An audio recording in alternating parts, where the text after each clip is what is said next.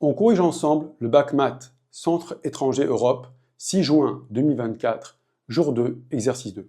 Tu passes le bac maths cette année et cette vidéo va te permettre de comprendre exactement ce qui est réellement attendu par le correcteur. C'est un exercice très représentatif du niveau bac sur les fonctions exponentielles. J'ai préparé pour ce type d'exercice une fiche méthode claire dont tu vois à l'écran un extrait accompagné d'un audio explicatif. Elle est gratuite, le lien se trouve sous la vidéo. Si tu veux d'abord t'entraîner seul, mets la vidéo en pause, fais l'exercice, puis reviens pour la correction. Sinon, on commence tout de suite.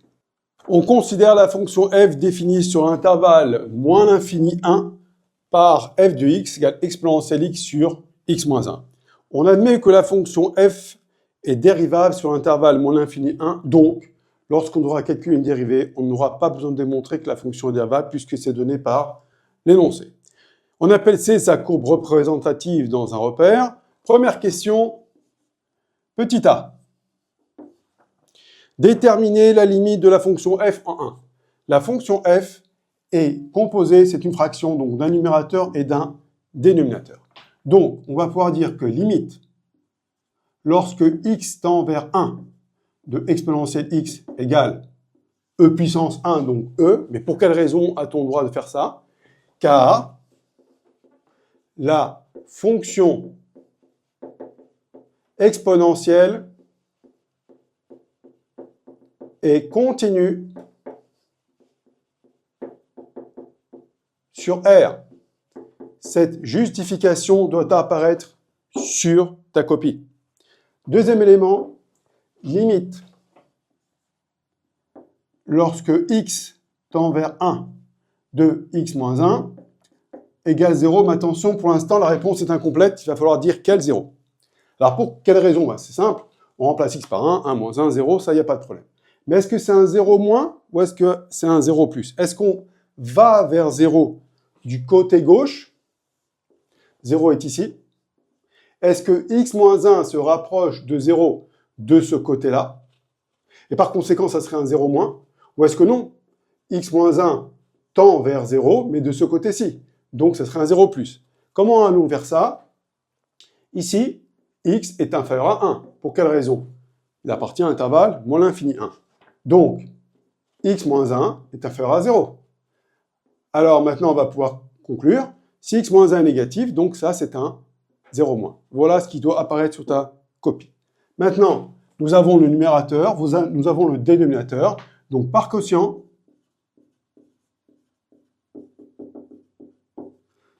limite quand x tend vers 1 de la fonction f de x, eh bien, ça va être un nombre positif divisé par une expression qui tend vers 0 par valeur négative, donc ça fait moins l'infini. Passons à la question petit b. En déduire une interprétation graphique. On en déduit que C, donc la courbe représentative, admet une asymptote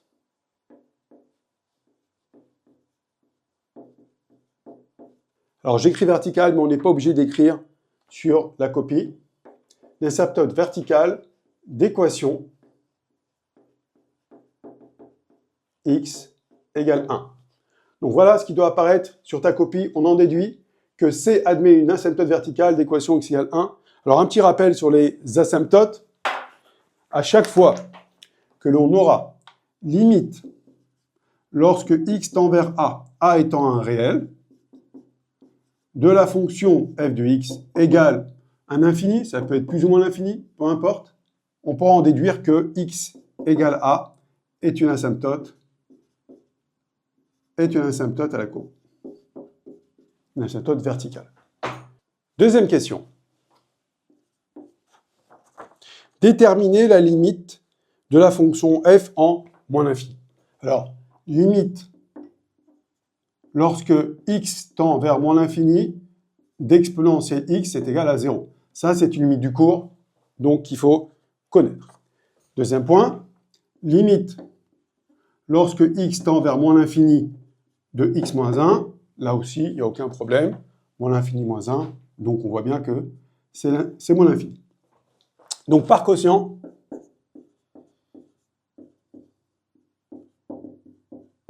limite, lorsque x tend vers moins l'infini de toute la fonction f de x, donc va faire 0. Alors attention, ici ce n'est pas du tout une forme indéterminée. 0 au numérateur moins l'infini au dénominateur, ça fait 0 pour toute la fonction.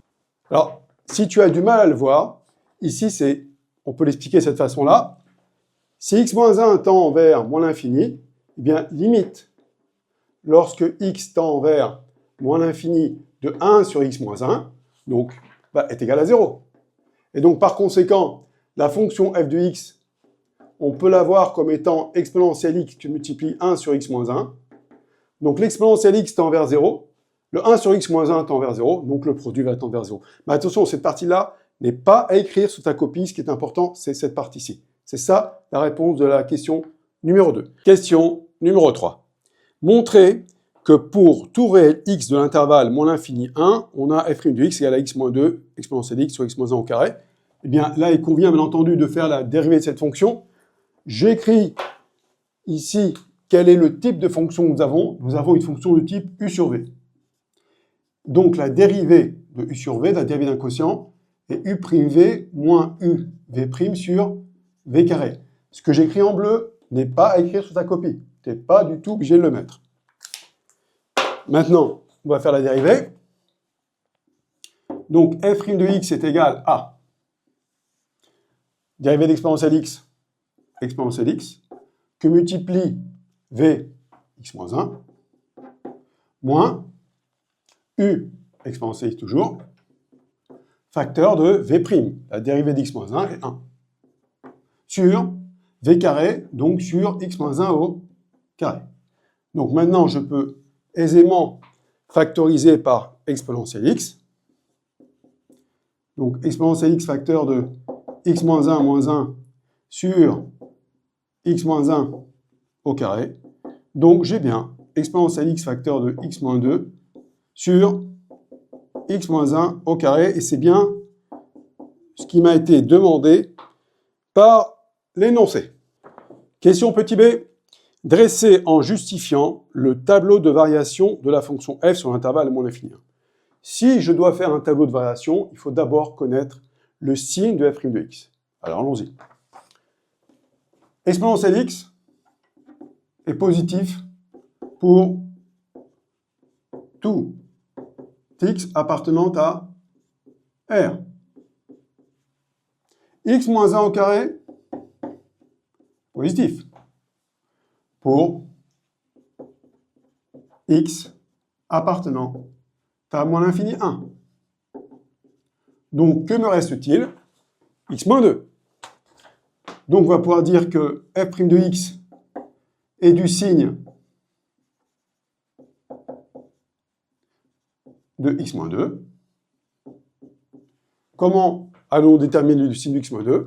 X est inférieur à 1, puisqu'il appartient à l'intervalle moins l'infini 1. X moins 2 est inférieur à 1 moins 2. Donc, x moins 2 est inférieur à moins 1. Et moins 1, lui, est inférieur à 0. Donc, j'ai bien démontré que x moins 2 est inférieur à 0. Exponentielle x positif, x moins 1 au carré positif, x moins 2 négatif, donc f' de x est négative. Le tableau de variation se représente comme ça. Nous sommes sur l'intervalle moins l'infini 1, mais attention, 1 est une valeur interdite, donc double barre. Ici, nous plaçons f' de x. f' de x, nous avons démontré que f' de x est négatif. Donc, automatiquement, f est une fonction qui est décroissante. Alors, on me demande ici un tableau de variation. Donc la réponse doit contenir les valeurs aux bornes. Les valeurs aux bornes, nous avons démontré qu'en moins l'infini, la limite est 0. Et nous avons démontré qu'en 1, la limite est moins l'infini. Donc, voici le tableau de variation de la fonction f. Alors, quatrième question, on admet que pour tout réel x appartenant à moins l'infini 1, f seconde de x est égal à x au carré moins 4x plus 5 exponentielle x sur x moins 1 puissance 3. Et on me demande en déduire la convexité de la fonction f sur l'intervalle moins l'infini 1. Un petit rappel, si f seconde de x est négatif, alors la fonction est concave. Si f seconde de x est positif, la fonction est convexe. Donc, on se doit ici de trouver le signe de f seconde de x. Pour tout x appartenant à R, exponentielle x positif. Pour tout x appartenant à moins l'infini 1, x moins 1 est négatif, donc x moins 1 au cube, puisque c'est une puissance impaire, reste négatif. Alors, pour x au carré moins 4x plus 5, déterminons delta. Delta, c'est b carré moins 4ac, donc ici c'est moins 4 au carré moins 4 fois 1 fois 5, moins 4 au carré 16, 16 moins 20, donc delta est égal à moins 4, et delta est donc négatif. Lorsque le discriminant d'un polynôme second degré est négatif, cela signifie que le signe de ce polynôme second degré est celui de son terme en x2, du coefficient de son terme en x2. Or, ici, devant x2, qu'est-ce que nous avons? Nous avons 1. 1 est positif. Donc, on va pouvoir dire que x2 moins 4x plus 5 est positif, puisque son coefficient du terme du second degré vaut 1 qui est positif. Exponentielle x positif, x moins 1 au cube négatif, x au carré moins 4x plus 5 positif, donc f seconde de x est négatif. Donc, f est concave sur moins l'infini 1. Question petit b. Déterminer l'équation réduite de la tangente t à la courbe C au point d'abscisse 0. Bien, cette tangente t aura une équation de la forme y égale f' de 0, facteur de x moins 0 plus f de 0. Alors, là, j'écris x moins 0 pour que tu comprennes que j'applique la formule y égale f' de a, facteur de x moins a plus f de a. Mais tu peux ne pas l'écrire, c'est un copie, bien entendu. F' de 0, que vaut-il? Eh bien, il vaut 0 moins 2 exponentielle 0 sur 0 moins 1 au carré. 0 moins 2, cela fait moins 2. Exponentielle 0, ça fait 1. 0 moins 1 au carré. Cela fait donc moins 2 en tout. F de 0, c'est exponentielle 0 sur 0 moins 1. Donc, exponentielle 0 fait 1, 0 moins 1 fait moins 1. Donc, f de 0 est égal à moins 1. D'où t a pour équation y égale f' de 0, donc moins 2, facteur de x, donc fois x, et plus f de 0 plus moins 1. Donc, l'équation est y égale moins 2x moins 1. Question 4c. En déduire que pour tout réel x d'un intervalle moins l'infini 1, on a exponentielle x supérieur ou égal à moins 2x moins 1, facteur d'x moins 1. À la question 4a, nous avons démontré que f est concave sur l'intervalle moins l'infini 1. Par conséquent, sa courbe représentative C est en dessous de toutes ces tangentes. De toutes ces tangentes. Donc, C est en dessous de la tangente T. Donc, la fonction f de x est inférieure ou égale à l'équation de la tangente qui est moins 2x moins 1. La fonction f de x a pour expression exponentielle x sur x moins 1 qui est inférieure ou égale à moins 2x moins 1. Or, x est inférieur à 1. Donc, x moins 1 est inférieur à 0. Par conséquent, exponentielle x est supérieur ou égal à moins 2x moins 1 facteur de x moins 1. Pourquoi? Parce que nous avons multiplié de part et d'autre de l'inégalité par x moins 1 qui est une expression négative. Donc, il faut changer l'ordre de l'inéquation. Question 5.